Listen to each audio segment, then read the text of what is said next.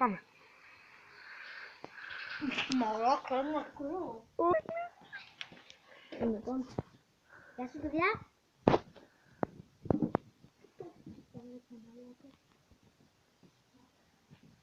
Λοιπόν, σήμερα θα φτιάξουμε τη δικιά μου λεμονάδα που την ονόμασα Best Lemon. Λοιπόν, θα χρειαζόμαστε 6 υλικά. Λεμόνι, ποτήρι για να βάλουμε τη λεμονάδα φυσικά, ζάχαρη, ένα κουτάλι,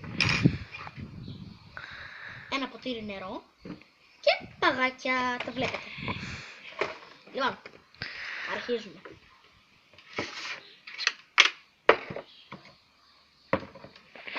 Θα χρειαστούμε πρώτα το λεμόνι.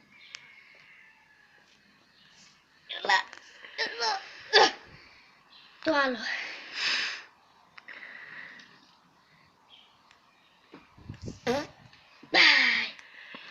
Ψέμα του.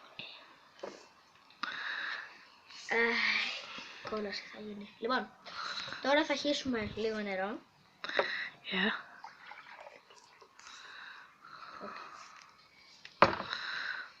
Τώρα θα βάλουμε τη ζάχαρη, βλέπω και το σούγκαρ.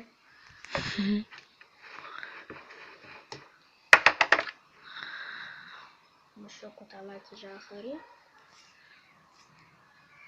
Λίγο ακόμα. Ωραία.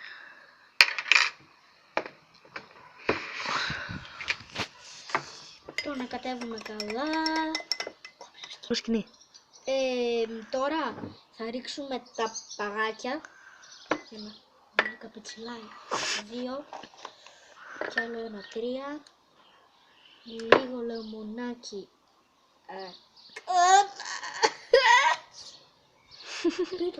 Πήγε το κουκούτσι μέσα ρε γάμο.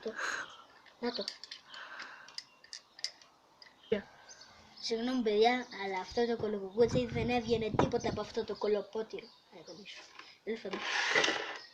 Να πιάσω εγώ το κουκούτσι, έγινε ο δεύτερος μου φίλος πόλεμος. Ας δοκιμάσω. Μαλάκα είναι τζαμάτι.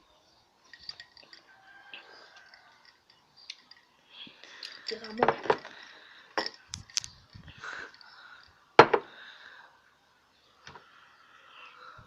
Παιδιά. Αυτό είναι το βίντεο παιδιά. Γεια.